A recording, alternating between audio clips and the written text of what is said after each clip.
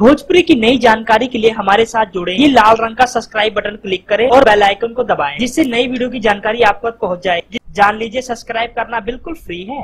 Super hit अभिनेता खेसारी लाल यादव का एक बोलबम गाना दोबारा से रिलीज किया। जी हाँ दोस्तों, एक बोलबम एल्बम और एक गाना दोबारा से रिलीज किया गया है, जिस गाने का नाम है भौजी चलल नहीं जाला। दोस्तों, भौजी चलल नहीं जाला, इस गाने को बहुत बड़ी मात्रा में लोग पसंद कर रहे हैं। हम आपको बता दें, भोजपुरी इंडस्ट्री के सबसे बड़े चमकते हुए सितारे सुपर हिट अभिनेता खेसारी लाल यादव के गाने का लोग बहुत बेसब्री से इंतजार करते हैं। दोस्तों, ये गाना बहुत बड़ी मात्रा में लोगों को पसंद आ रहा है और सबसे बड़ी बात तो ये है, अभी अभी इस गाने को रिलीज किया गया है और हजारों लोग इस गाने को देख चुके हैं। दोस्तों, आपको कैसी लगी ये वीडियो? अगर अच्छी लगे लाइक करना ना भूले। धन्यवाद।